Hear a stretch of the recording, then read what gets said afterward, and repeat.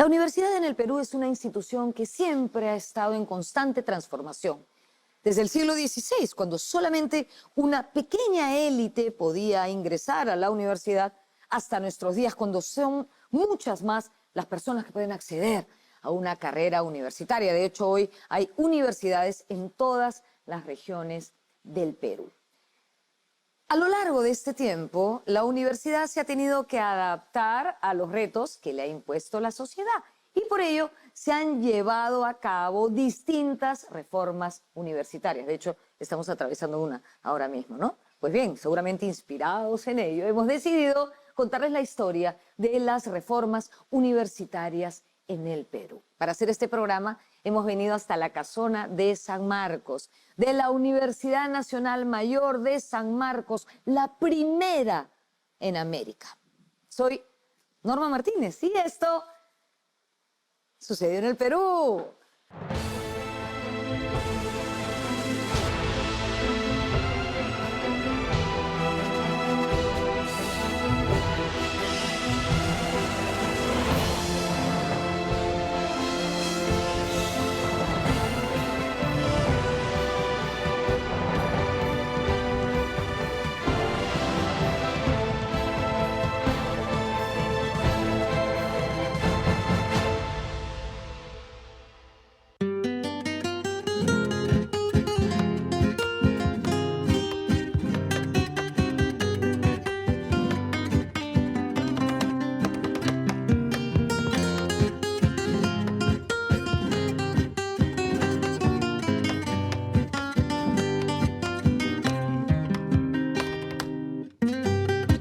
La palabra universidad proviene del latín universitas, que significa todo, universal.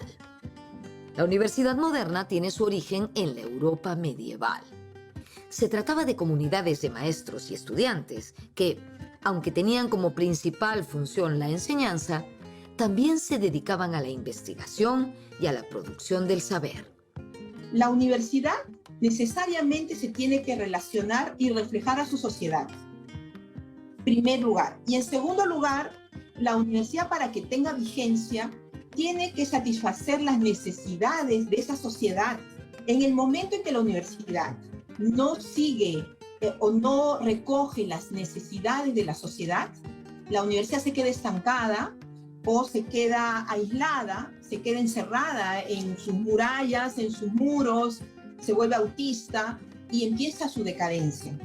Entonces, por eso es que cada cierto tiempo hay procesos de reforma universitaria, porque el contexto cambia, porque la sociedad cambia, porque las necesidades son otras.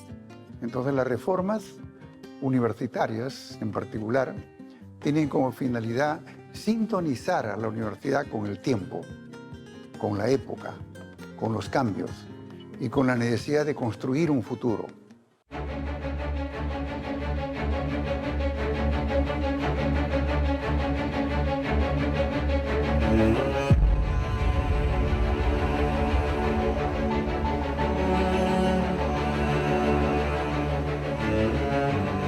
En 1551 se creó la Universidad de San Marcos, que al principio fue dirigida por la Orden Dominica. 20 años después de su fundación, se produjo la que podríamos llamar primera reforma universitaria de nuestra historia, la salida de los dominicos de la universidad, más conocida como la exclaustración. Cuando se funda la Universidad de San Marcos, esta es establecida en la Orden Dominica, ¿no?, de Santo Domingo, y ahí empieza a funcionar en sus claustros, y la primera autoridad era obviamente el prior de aquella orden, ¿no? Entonces, cuando se inician una serie de reformas a nivel político, en esta idea de asegurar el control para la corona, llegan los virreyes, ¿no? Uno de estos virreyes es Toledo, el famoso Toledo, es fundamental en el siglo XVI. Él hace muchas reformas en el virreinato que se va estableciendo, y entre ellas reforma la universidad, ¿no? Y lo que hace Toledo es sacar la universidad del control de los dominicos y se lo entrega más bien a los catedráticos clérigos, laicos, ¿no? Que no estuvieran adscritos a una orden en específico, y son ellos quienes en adelante, por ejemplo, van a designar a sus autoridades, a sus rectores, ¿no? La siguiente reforma universitaria no prosperó. Se produjo en el siglo XVIII, en el contexto de las llamadas reformas borbónicas. En el siglo XVIII, la Ilustración, que es esta corriente de pensamiento, coloca a la educación como un elemento central de estos procesos de modernización, ¿no? La educación, quizás por primera vez en la historia, es ubicada en el centro de estos debates. Y entonces los ilustrados también pretenden reformar varias de las instituciones, entre ellas la universidad.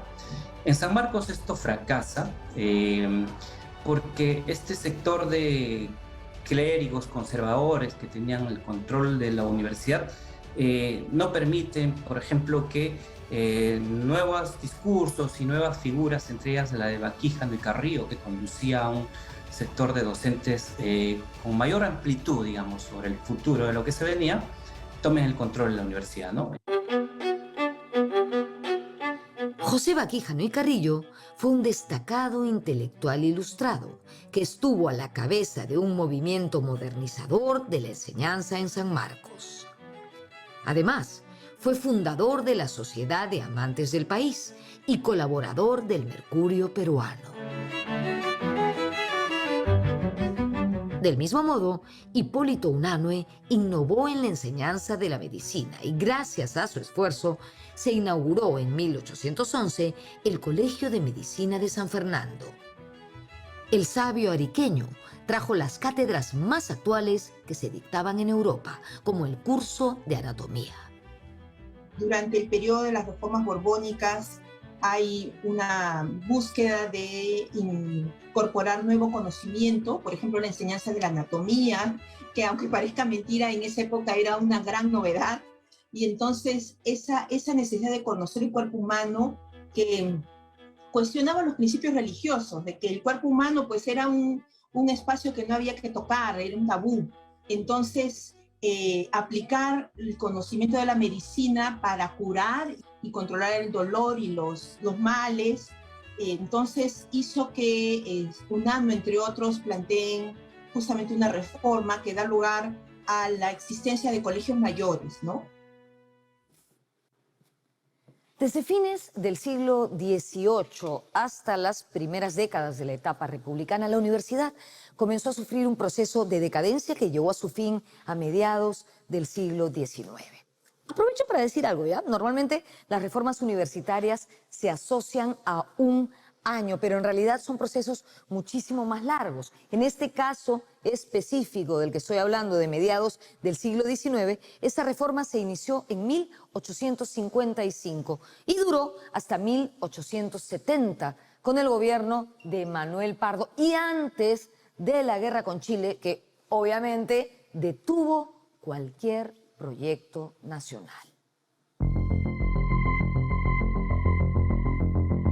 Entre 1855 y 1876 se formulan una serie de reformas, ¿no?, que tienen como plataforma, como sostén, una serie de nuevas reglas, ¿no?, nuevas leyes universitarias, nuevos reglamentos universitarios. Estas reformas vienen de arriba hacia abajo, si se quiere, ¿no? La iniciativa está tomada por funcionarios del Estado, muchos de ellos además son intelectuales, varios de ellos académicos, pero que están metidos en este juego político. Ellos deciden dos cosas, ¿no? En primer lugar, deciden arrancarle el control de la universidad a estas viejas autoridades que incluso se habían opuesto a los procesos de independencia, que no estaban dispuestos a renunciar al control de la universidad y deciden arrancarle ese control por un elemento que es muy importante, ¿no?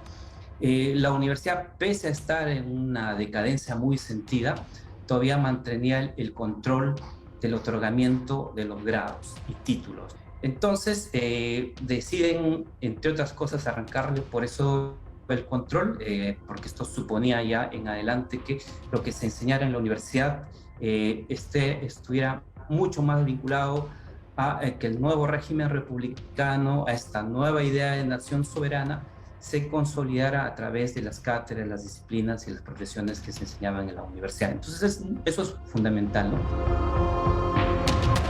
Entonces, en primer lugar, lo importante de las reformas de mediados del siglo XIX es que la institución universitaria se independizó, adquirió soberanía. Se trataba del nacimiento de la moderna universidad republicana.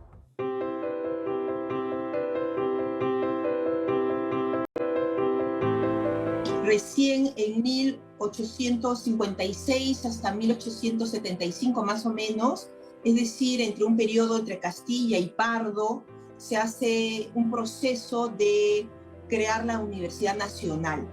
Y allí es donde San Marcos pasa a ser Universidad Mayor, dejó de ser Universidad Real con la independencia y dejó de ser Universidad Pontificia justamente a mediados del siglo XIX, y las universidades de provincia pasan a ser universidades menores. Entonces se va a dar esta jerarquía donde además los colegios mayores que habían surgido en el periodo de la Reforma Borbónica pasan a ser facultades. Se le da nueva vida a la universidad, se decide que debe volverse a enseñar en la universidad. No se enseñaba desde fines del siglo XVIII, desde mucho antes incluso. Las tareas propias de la docencia habían recaído en varios colegios.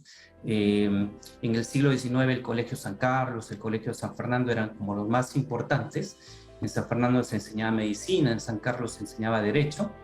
Y una decisión desde arriba en este proceso de reforma es centralizar estos colegios, convertirlo en facultades de la nueva universidad y a partir de ahí darle nuevo dinamismo, ¿no? Entonces, con esta reforma nacen las facultades modernas, siguiendo en parte el modelo napoleónico. Las facultades de ciencias, letras y derecho provienen del antiguo Colegio San Carlos, la Facultad de Medicina del antiguo Colegio de San Fernando, y también se suma aquí la Facultad de Teología, ¿no? Entonces, con esas 6 facultades nace la Universidad Moderna. Lo que requería la nueva república era una universidad donde se formen las nuevas élites civiles, los nuevos funcionarios públicos. En ese sentido, durante el gobierno de Manuel Pardo, el primer presidente civil del Perú, se promulgó el Reglamento General de Instrucción Pública, donde la Universidad de San Marcos, entre otras cosas, dejaba de ser una universidad pontificia. Pero a partir de 1876, donde San Marcos deja el título de pontificia, porque se aleja de la iglesia y se convierte en una universidad más laica, más civil, más cercana al pensamiento racional y a la ciencia. Es la que lo aleja de las devociones religiosas y de la organización religiosa y lo lleva al mundo de la ciencia y al mundo del conocimiento, al mundo de la reflexión y al mundo muy importante de descubrir el Perú. Esta reforma de 1876 significa el dominio de la oligarquía civilista en la universidad, el dominio civil, el dominio laico. En las disciplinas que se van formando se incorpora esto que se llama la racionalidad científica, ¿no?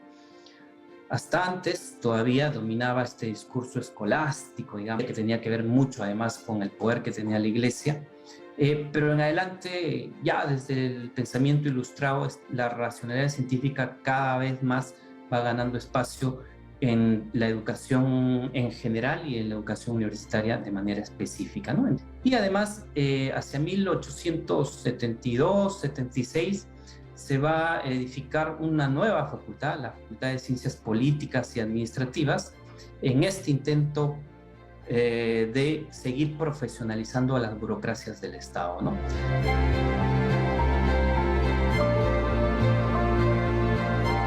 Regresamos enseguida con la reforma de 1919.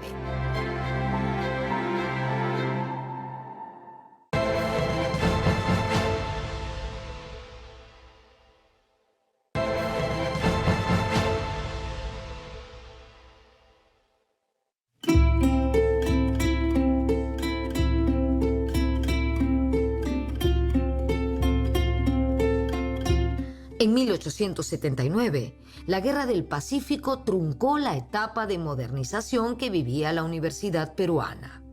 los acontecimientos mundiales ocurridos a inicios del nuevo siglo, el XX, despertarían reacciones en las juventudes latinoamericanas. La Primera Guerra Mundial, la Revolución Mexicana, la Revolución Rusa, la caída del Imperio Alemán, y todo eso hacía pensar que por qué tantos jóvenes habían perdido la vida en esas guerras, en esa guerra mundial, y que por qué los campesinos y los obreros pues no podían pensar en mejores condiciones de vida.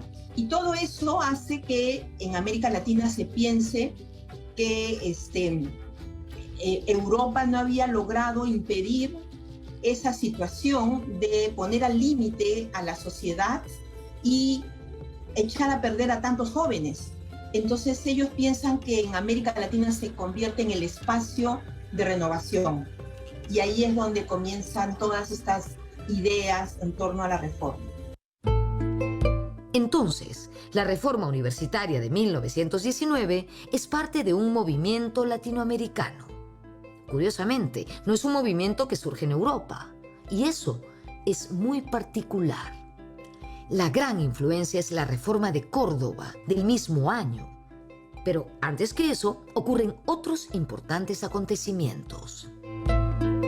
Los famosos congresos de estudiantes que se remontan a 1908, que son congresos que se dan en todas partes de América del Sur. El primero es de 1908 en Montevideo, después vendrá uno en 1910 en Buenos Aires, en 1912 se da el de Lima, en Perú, después le continúa el de México. Lo que se va construyendo en estos congresos, primero es el encuentro de jóvenes de distintas naciones que están preocupados por su institución, ¿no? Por su propia formación, cómo ellos están siendo educados como profesionales, como políticos, y van ahí compartiendo no solo, digamos, las diferencias de sus instituciones, sino sobre todo de la necesidad que los estudiantes participen en la toma de decisiones del gobierno de sus instituciones, ¿no?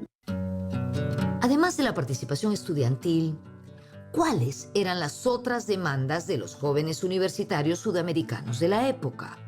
¿No? Estamos hablando de democracia universitaria, cogobierno, representación estudiantil, extensión universitaria, ¿no? De autonomía universitaria. Eran, digamos, las grandes consignas de las reformas universitarias del momento, dentro de un concepto de educación internacionalista y solidaria. Las claves de esta reforma tienen que ver, en primer lugar, con la necesidad o con el disgusto de estos estudiantes respecto a varios de sus catedráticos, varios de sus maestros, y sobre todo a la manera en que se designaba, ¿no? Asumían que esto quedaba dentro de un cogollo del partido civilista, la oligarquía, que era muy cerrada, que no permitía que nuevos docentes más capacitados, más competentes, aunque no formaran parte de la élite oligárquica, se incorporaran a la universidad como catedráticos. También exigen que la formación de la universidad esté mucho más atenta a la realidad del país, ya que tenga un vínculo más consistente con la sociedad, ¿no? Con la población, que beba, digamos, de la realidad.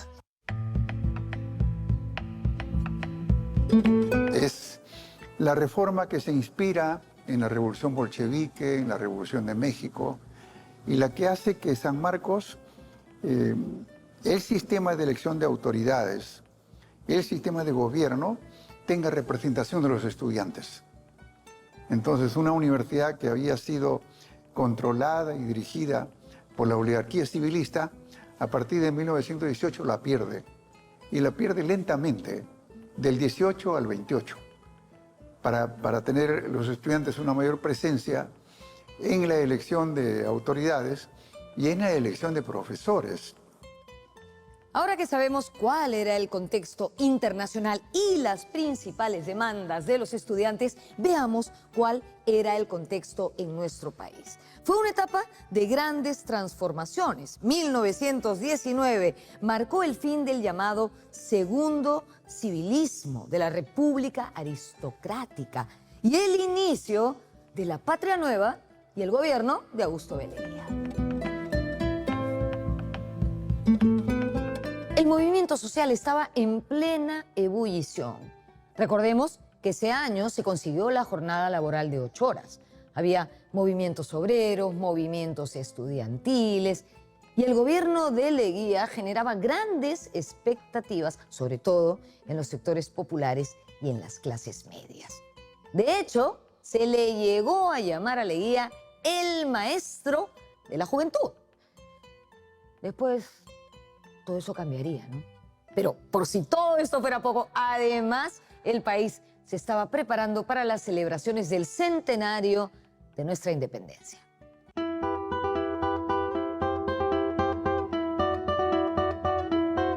Hay el factor del cambio de sociedad en el Perú, pasa de la marginación del indígena a la incorporación del indígena como ciudadano. Entonces San Marcos tenía que reaccionar y tenía que cambiar. Cambiaban los profesores.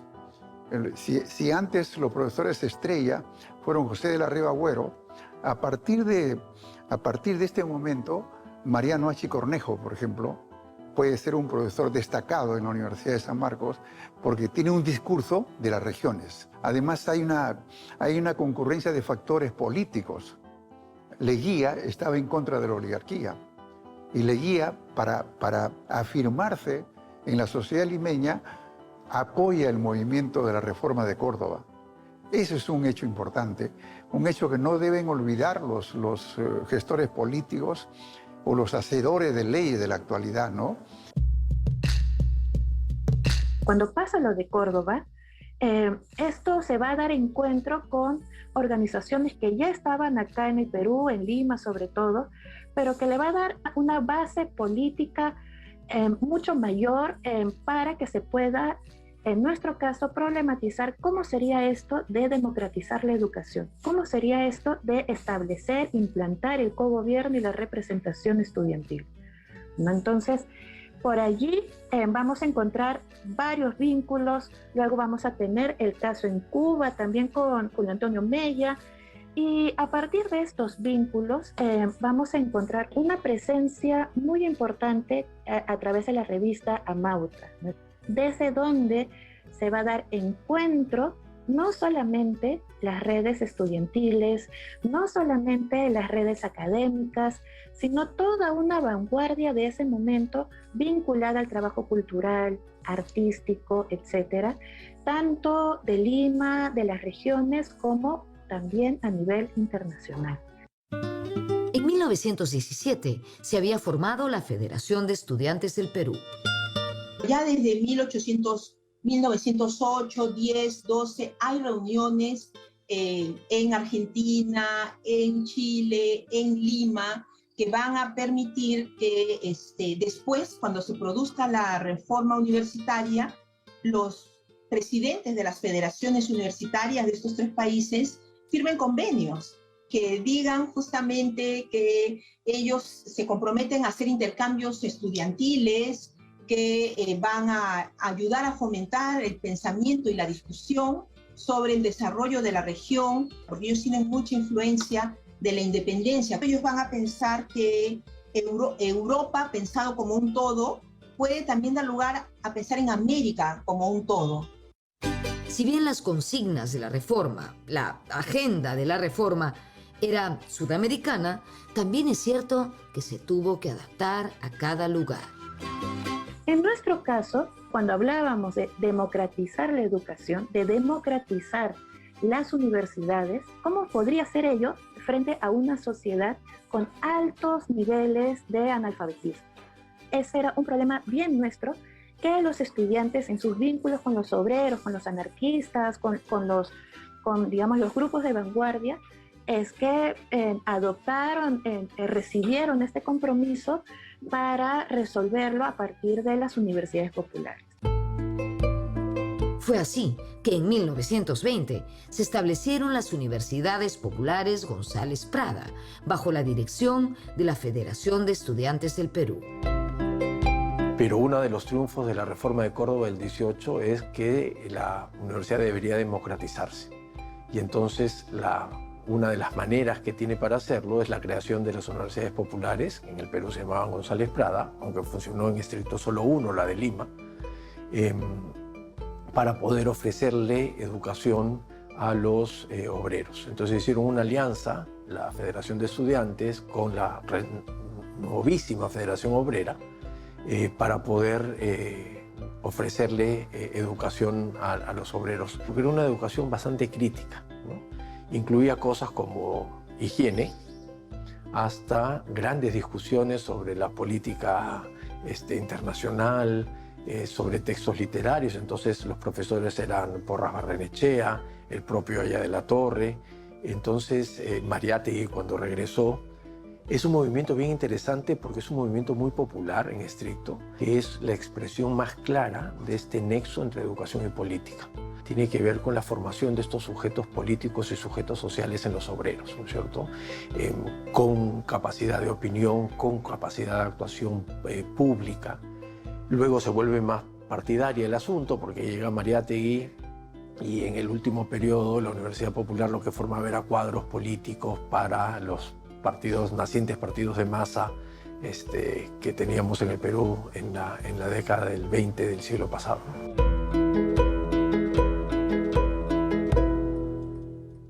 Volvemos enseguida para seguir hablando de las reformas universitarias en la historia de nuestro país.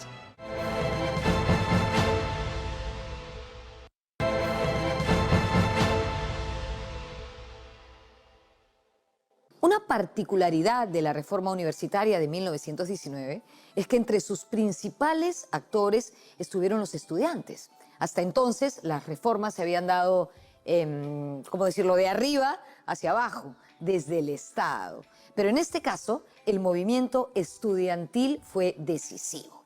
Ahora bien, ¿quiénes formaban este movimiento estudiantil? ¿Quiénes eran estos estudiantes? Pues una generación de jóvenes brillantes, entre los que se encontraban nada menos que Raúl Porras Barrenechea, Jorge Basadre, Luis Alberto Sánchez, Jorge Guillermo Leguía, entre otros, por supuesto.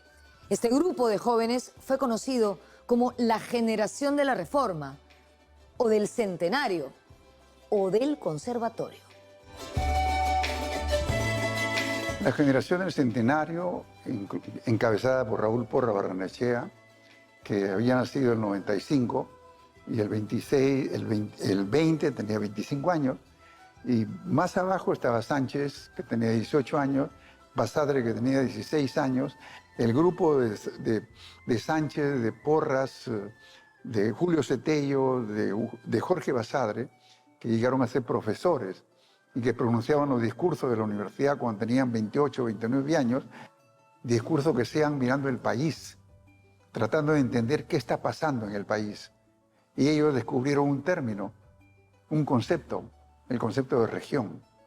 Y dijeron, el Perú no es Lima, el Perú también es las regiones. La reforma universitaria de 1919 fue parte de un movimiento social mayor que provenía de varios frentes: estudiantes, trabajadores, obreros, sindicatos. Si uno mira los periódicos de 1919, desde enero de ese año, todos los días hay movilizaciones, hay huelgas de los trabajadores, y cuando los estudiantes comienzan a apoyarlos a los trabajadores en estos movimientos, van a encontrar justamente puntos en común, que es una serie de demandas sociales, y eso va a permitir también que cuando los jóvenes universitarios planteen participar en la toma de decisiones, en cómo elegir a las autoridades, y ellos participar en esa elección, van a recibir también el apoyo de los trabajadores, por ejemplo, de la ciudad de Lima, de los sindicatos, ¿no? Entonces, hay un movimiento social muy fuerte en 1919, que podemos decir que fue una coyuntura crítica, en el sentido que hay una gran movilización por desarrollar instituciones más inclusivas. En la década de 1920, el proceso de reforma que se inició en 1919 siguió su curso. El tercio estudiantil asumido dentro de estas reformas no se logra en el 19, tampoco se buscaba el tercio estudiantil en 1919, se buscaba la representación, pero no se especificaba en qué términos, ¿no? En qué porcentajes. Esto se empieza a discutir cuando la universidad se politiza mucho más en la década del 20. La reforma universitaria en el caso de Perú va a tener para esta época un inicio en 1919 y hacia 1930 está cerrando este proceso. En el camino, pues, los jóvenes estos van a ir politizándose, van a ir graduándose y van a ser docentes cuando se produce ya la segunda reforma, la de los años 30, ¿no? Donde ya Encinas pasa a ser el rector y jóvenes que antes habían sido los protagonistas de la reforma universitaria del 19, ya son profesores en San Marcos, ¿no? Luis Alberto Sánchez, Jorge Guillermo Leguía, Raúl Porras. José Antonio Encinas fue el primer rector de San Marcos, elegido con participación estudiantil. Es muy curioso lo que pasa en esta reforma de 1931. Ellos logran, en efecto, que el tercio estudiantil se incorpore, ¿no? Y ya como parte del gobierno universitario, pero además logran por primera vez que se elija un rector que no formaba parte de la plana docente de la universidad, ¿no? Luego de la caída de Leguía, el Perú ingresó a una aguda crisis política que se extendió por varios años y alcanzó a la universidad. En 1945, José Luis Bustamante y Rivero ganó las elecciones y se produjo una primavera democrática que trajo nuevos aires a la política peruana. Algunos partidos retornaron a la legalidad y desde el Parlamento se impulsó una nueva reforma universitaria en el año 1946.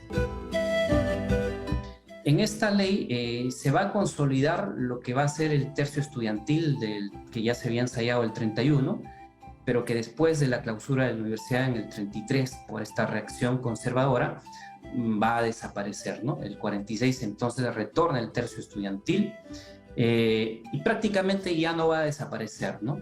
Se instala para siempre, digamos, dentro de la cultura organizativa de la universidad, y eso se debe en gran parte a Sánchez y, digamos, a los apristas que en este escenario de mediados de los 40 tienen mucho protagonismo político, ¿no? Sánchez ese mismo año es elegido rector por primera vez.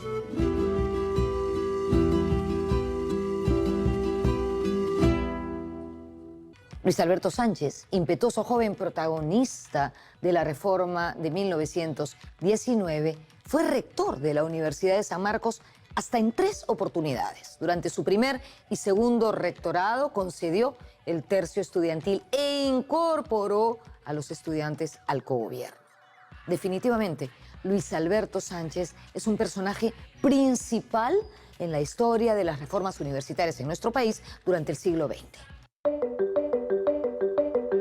Sánchez es el que aplica la reforma de Córdoba, en realidad, desde su primer rectorado, el 46, y en el segundo, el 62, y en el tercero. Él tuvo 3 rectorados y los 3 se interrumpieron, porque era un militante del APRA. Entonces, el 46 hasta el 48, el golpe de Odría, y termina su rectorado. Igualmente en los otros periodos, en el golpe de Velasco, ¿no? En octubre del 68, él iba a...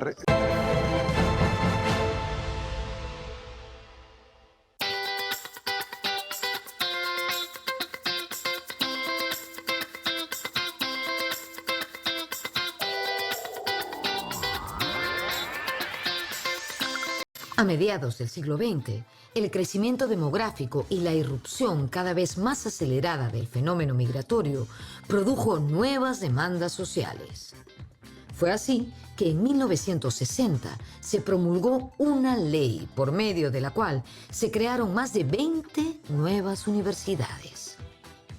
Sí, en los años 60 la reforma tiene que ver con la necesidad, ¿no?, de satisfacer las demandas para extender la educación universitaria, ¿no? Hay mucha demanda desde la sociedad y la norma permite la creación no solo de universidades públicas, sino también privadas, ¿no? Entonces, de las privadas mencionamos ya algunas, la Pacífico, la de Lima, que se suman a la más antigua católica, que se había fundado en 1917, y entre las públicas, por ejemplo, se constituye la famosa Universidad Comunal del Centro, que después se va convertir en varias universidades distintas, ¿no? En la Universidad Nacional del Centro, para comenzar, también en la Universidad Federico Villarreal, y así en 2 o 3 regiones más, a partir de este núcleo, se van a formar nuevas universidades públicas. En el contexto de la reforma de 1960, se crearon nuevas facultades, más acordes con las nuevas demandas. La población, los hijos de los migrantes, las nuevas clases medias o los sectores populares quieran llegar a la universidad porque a través de ella ascienden socialmente. No son solo ellos quienes demandan mayor educación, sino también es el propio Estado, las propias élites empresariales, ¿no?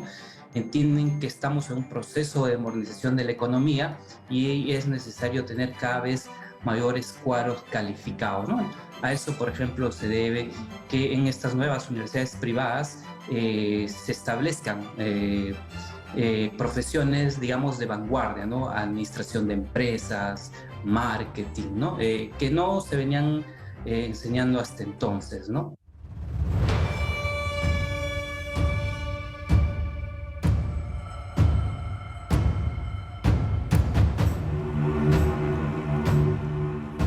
En octubre de 1968 se produjo el golpe militar de las Fuerzas Armadas y a los pocos meses se promulgó la Ley Universitaria Velasquista, que incluso fue firmada antes de la Ley de Reforma Agraria. ¿Qué querían los militares? Varias cosas, ¿no? En principio querían incorporar a la universidad dentro de este proyecto de reformas mayores, entre ellas la de industrializar la economía, y entonces, en efecto, necesitaban un nuevo tipo de institución, ¿no? Pero además necesitaban controlar el nivel extremo de politización de las instituciones universitarias, que ya venían sintiéndose cada vez con mayor fuerza, ¿no? La reforma de Velasco buscó crear la universidad para la Revolución Peruana, para la Revolución Nacional Peruana. Y el ideólogo fue Augusto Salazar Bondi, Walter Peñalosa, y varios otros que lo rodeaban, algunos muy jóvenes como Hugo Neira. En ese contexto se creó el CONUP, Consejo Nacional de la Universidad Peruana, organismo al que los militares encomendaron gestionar la reforma. Y esto es entendido casi como un corte de la autonomía, ¿no? Una violación a la autonomía de las universidades, porque desde el CONUP se iban a definir muchas cosas, ¿no? Por ejemplo, el presupuesto de las universidades ya no se iba a discutir con el Ministerio de Economía, sino desde el CONUP. El CONUP iba a realizar una serie de fiscalizaciones y vigilancia de la calidad, ¿no?, de la formación. Iba además a aprobar las iniciativas de la formación de nuevas disciplinas, nuevas profesiones. Y esto no fue bien tomado por los catedráticos, por las autoridades y por los estudiantes de la universidad, que se resistieron mucho a la reforma, ¿no? Pero la resistencia mayor tuvo que ver con esta necesidad que nació de la reforma por mejorar la calidad de la universidad bajo la consigna de frenar la politización, ¿no? Entonces, por ejemplo, la participación estudiantil en las actividades de gobierno estaban condicionadas a su rendimiento académico y también la gratuidad de la educación universitaria estaba condicionada al rendimiento académico. Aquí se quiebra finalmente, probablemente, este vínculo entre la élite política, entre el Estado y la universidad pública en la construcción del desarrollo, ¿no? Con este fracaso para las élites políticas, la universidad pública deja de ser un agente, un instrumento fundamental para el desarrollo, ¿no? Solamente una universidad la aceptó con claridad, la Universidad Católica. Y pasaron de las facultades a los departamentos y programas. Por eso es que en la Católica ahora es muy importante los departamentos y programas. En conclusión, la reforma universitaria de los militares terminó en el fracaso.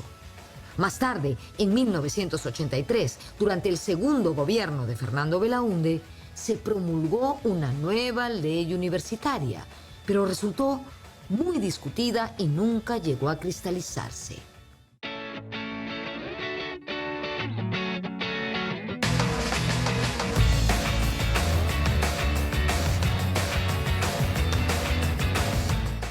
1990, Alberto Fujimori inició su largo gobierno y en 1996 se emitió un decreto, el número 882, mediante el cual se permitía que las universidades privadas funcionaran como empresas con fines de lucro. Es allí que tiene su origen la reforma universitaria del año 2014. Y debido a ella es que se crea la SUNEDU, la Superintendencia Nacional de Educación Superior Universitaria, cuyo fin, ¿cuál es? Garantizar a la nueva masa de estudiantes una oferta universitaria seria y de calidad. La SUNEDU se creó para exigir condiciones básicas de calidad. ¿Y por qué se exige condiciones básicas de calidad? Porque después del decreto legislativo 882 de 1996, en que se excede la economía de mercado, en que se abre la educación básica y la educación superior universitaria, y también técnica y tecnológica, al negocio, se convierte todo en un negocio. Y el negocio se exagera.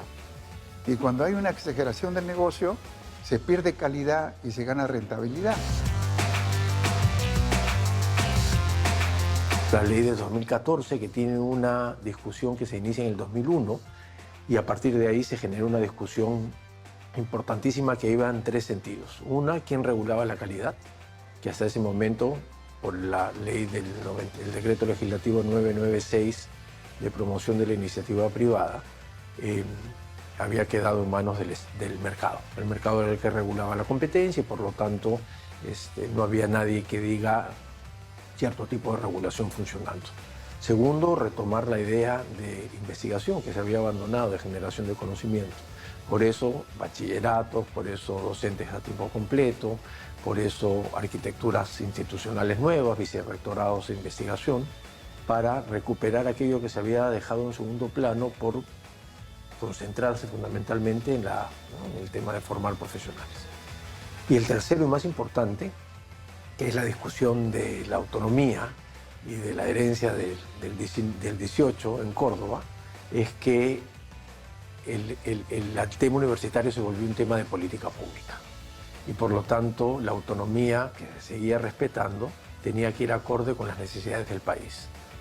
Y estos tres puntos fueron una gran inflexión en la discusión sobre la universidad en el Perú, se consolidan en la reforma del 2014 y por eso a partir de ahí en adelante se afectan muchísimos intereses que son los que asedian permanentemente la reforma. Un asedio constante. Eso es lo que ha caracterizado al proceso de reforma iniciado en el año 2014. En el año 96, al haber promovido la iniciativa privada con fines de lucro, la universidad se volvió un giro de negocio importante para muchos. Y claro, las exigencias actuales de las condiciones básicas de calidad exigían que modifiques, que inviertas y que formalices una serie de procesos que hacen que tu lucro se vea afectado. Y entonces las universidades que lograron el licenciamiento es porque invirtieron, así como el Estado le puso a las universidades públicas dinero para licenciarse. En el caso de las privadas pasó exactamente lo mismo con sus propios dueños. Aquellas que quisieron continuar invirtieron mucho más para poder cumplir con las condiciones básicas frente a aquellas que no. Pero si volteas, en Colombia hay condiciones básicas de calidad, en varios estados en Estados Unidos, que supuestamente es el país más desregulado de todos, hay condiciones básicas de calidad, un certificado que te permite actuar, ¿no? Entonces, afectó mucho, pero es lo que toca hacer en una oferta tan desorganizada y tan desordenada como la que teníamos, ¿no? Si bien el asedio a la reforma, y en especial a la SUNEDU, ha sido lo más publicitado en los medios de comunicación, la reforma universitaria es mucho más que eso.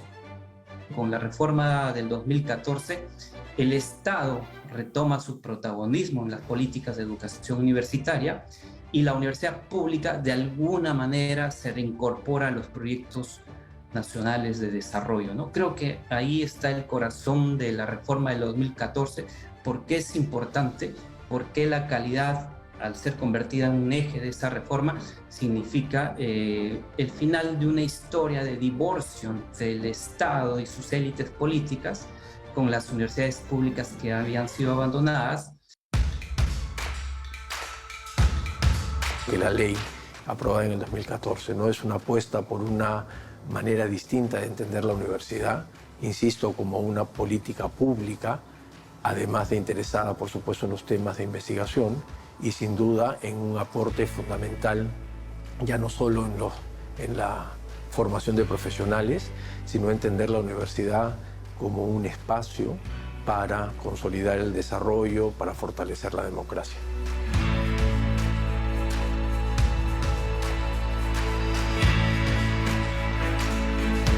La salud y la educación son derechos que el Estado debería preservar. Paradójicamente, durante la pandemia, salud y educación han sido los sectores que han desnudado más crudamente, más salvajemente, las brechas que tenemos como sociedad.